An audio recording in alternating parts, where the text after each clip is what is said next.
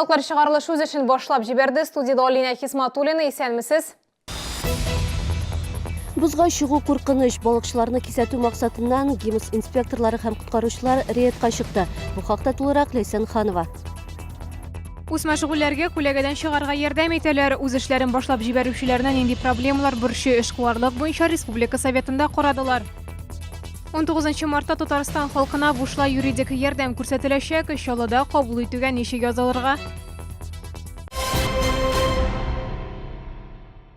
Кышкы балык туту сезоны төгәлләнде, тик балыкчылар моны аңларга теләми. Бүген коткаручылар Каманың Түбән Биефына чираттагы рейдка чыкты.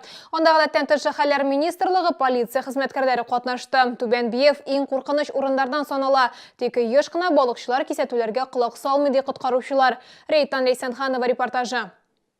Балыкны тотарга буланы, но балыкчыны тотып булмый. Каманың Түбән Биефы язгы ташу чорында иң куркыныч урыннардан санала. Бу гидроэлектростанциядан артык су чыгару процессы белән бәйле.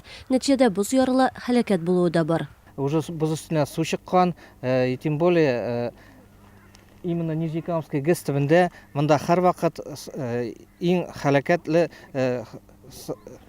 урын. Шуңа күрә без тырышабыз, конечно, балыкчыларны сүз белән әйдәп бу турыга чыкмаска, монда балык тотмаска, үзегез күреп торасыз, алар тыңламыйлар. Без плотинага якынрак бардык. Нәкъ биредә балыкчылар яратып балык тота торган урын. Коткаручылар кисәтеп куйды. Бер артлы барыга ара 3 метрдан да ким булмаска тиеш. Бузда балыкчыларның саны 15ләп иде. Коткаручыларны күрүгә алар берәм ярга таба чыга башлады. Инспекторлар әйтүенчә, кешеләрне бузның менә мондый куркыныч хәлдә булуында бер нәрсә дә куркытмый. Түбән Биефтә балык тоту закон белән дә тыелган. Административ хокук бузган өчен штрафлар 2500 сумнан башлана. Бузның хәзер куркыныч икәнлеге сабый балада күрерлек. Өскә су чыккан, күп җирдә ярыклар. 2017 елның декабрендә биредә фаҗига булган иде инде. Ул чакта буз ярылып 5 балыкчы суда калды. Аларның икесен ата белән улны коткара алмадылар. Коткаручылар шәһәрдәшләргә тагын бер кат бузга чыгуның гомер өчен куркыныч булуы хакында искәртә. Ләйсән Ханова, Ленар Султанов, Яңалыклар. Көннәр салкынайта, бу хакта синоптиклар хәбәр итә. Алдагы берничә көндә Чаллыда юеш кар яву, буран көтелә. Һава температурасы төшү сәбәпле юлларда көчле бозлавык булачак. Төнлә салкынлык 8-10 градуска кадәр җитәчәк. Көндезләрен һава температурасы -1-дән алып -4 градуска кадәр булачак дип хәбәр итә синоптиклар. Россиялеләр транспорт министрлыгына юл торышына зарлана ала. Моны карта убитых дорог дип аталган махсус мобиль кушымта ярдәмендә башкарырга мөмкин булачак. Түрәләргә шулай ук эшләмәүче светофорлар турында хәбәр юлларга мөмкин. Россиялеләрнең юл проблемаларына зарлары автомат рәвештә түрәләргә барып җитәчәк. Биредә чокырлар, сөртелгән юл тамалары һәм эшләмәүче светофорлар турында хәбәр итәргә мөмкин. Дәүләт Думасы депутаты Александр Васильев җимерек юллар картасы проектының координаторы булып тора. 2019 елның җәенә кадәр кушымта транспорт министрлыгының мәгълүмат системасы белән интеграцияләнә. Әгәр сезне берәр проблема борчыса, яки шатлыклы хәбәр җиткерәсегез килсә, безнең редакциянең кайнар элемтә телефонына шалтыратыгыз. 51-31-31 номеры тәүлек буена эшли. Кыска гудоктан хәбәрегезне калдырыгыз. Безнең хәбәрчеләребез сезнең белән элемтәгә кереп проблемагызны хәл итәргә булышыр. Шалтыраткач исемегезне һәм телефон номерыгызны калдырырга онытмагыз. Үз мәшгульлеккә күләгәдән ничек чыгарга һәм шул ук вакытта Россия Федерациясе законнарын бузмаска. Казанда Татарстан Республикасы президенты каршындагы эшкуарлык советы узды. Очрашуда үз мәшгуль гражданнарга кагылышлы проблемалар турында фикер алыштылар. Советта 200-дән артык эшмәкәр, депутатлар, салым хезмәте белгечләре, шулай ук шәһәр һәм район вәкилләре катнашты. Теманы Гүзәл Габдуллина дәвам итә. 3 ай инде республика халкы үз мәшгульләр буларак махсус кушымтада теркәлә. Чаллыда андыйларның саны 400-дән артык. Алар арасында өйдә пешерүчеләр күп. Бу өлкәдә 5 ел эшләүче Зөлфия Фәйзрахманова үзе һәм хезмәттәшләре очрашкан проблемалар турында сөйләде. Давно еще, когда даже закона этого не было, очень хотелось, чтобы все у меня было законно.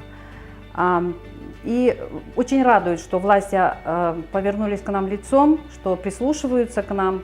Со стороны налоговой к нам сейчас претензий никаких нету. Еще бы хотелось, чтобы Санпин как-то под домашних кондитеров немножко какие-то нормы выработали. Для домашних кондитеров сертификация вообще никак не предусмотрена. И хотелось бы здесь тоже каких-то ясностей, чтобы придумали как это сделать, чтобы домашние кондитеры могли пройти сертификацию и спокойно работать. Закон буенча йыр шартларында азык-түлек продуктлар әзерләү тыела. Истәүенә продукцияны декларацияләргә кирәк. Әйтик, кондитер гүбәдәйне декларацияларга тели, әмма мондый процедураның бәясе 20 мең сум. Димәк, һәр позицияны теркәү өчен якынча 200 мең кирәк. Кто-то накатает на вас жалобу инициированно, и ваш торт еще скажет, а где технический регламент на сам торт, полностью ингредиенты.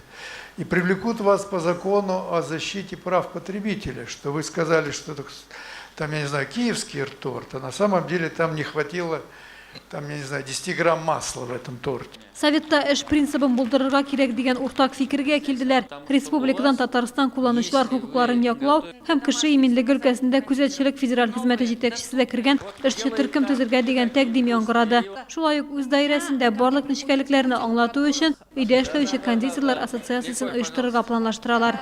То, что вы сказали, я целиком полностью поддерживаю, потому что очень много хозяек, которые имеют время и могли бы, значит, готовить для знакомых, для друзей, потому что ваш продукт, он как бы имеет аудиторию не на рынок, а вот у вас будут вот электронные торговли сейчас есть, другие формы. Поэтому нам надо разработать и принять простую форма. Очрашуда дәүләт ярдәмен алу юридик затлар һәм банклар белән хезмәттәшлек итү турында да фикер алыштылар. Президент үз мәшгульләргә кагылышлы проблемаларны эксперимент башында чишәргә кирәк дип белгиләде. Советта күтәрелгән сораулар буенча тиешле органнарга мөрәҗәгать әзерләнәчәк. Гүзәл Габдуллина, яңалыклар. Хәзер егетләр мәктәпкә ничә яшьтә укырга керүләренә дә карамастан, күллият яки магистратурада үзлексез белем алу мөмкинлегенә ия булачак. Дәүләт Думасы югары уку йортлары студентлары өчен армияга барудан берничә мәртәбә кичектерү турында закон кабул итте. Дәүләт Думасы рәисе Вячеслав Володин фикеренчә, законга кертелгән төзәтмәләр мәктәптә армияга барудан бер мәртәбә кичектерү мөмкинлегеннән файдаланган студентларның аны магистратурада укуларын дәвам итү өчен куллана алмауына бәйле гаделсезлекне юкка чыгара. Узган елның апрелендә Конституция суды магистратурада укучыларга, алар аннан инде 2 мәртәбә мәктәптә һәм бакалавриатта файдалануларына карамастан армияга баруны кичектереп торырга рөхсәт итте.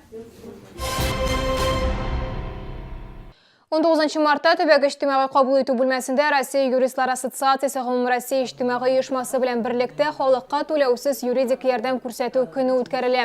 Татарстан Республикасында бу көнне 56 мәйданчыкта бөтен эш көне дәвамында халыкка түләүсез юридик ярдәм күрсәтеләчәк. Чаллыда кабул итүләр Яңа шәһәр 3-18 адресы буенча урнашкан Бердәм Россия партиясының җирле бүлекчәсе башкарма комитетында иртәнге 8-дән кичке 4-кә кадәр узачак. Кабул итүгә 37 45 69 телефоны буенча язылырга мөмкин. Консультантлар сыйфатында нотариус, адвокатлар, суд приставлары, пенсия фонды һәм техник хезмәт күрсәтү бюросы белгечләре чыгыш ясаячак. Бу сөткә ишкерсе соңгы мәгълүматыбыз иде. Мин Алина Хисматуллина сезнең белән сау булашам. Игътибарыгыз өчен рәхмәт.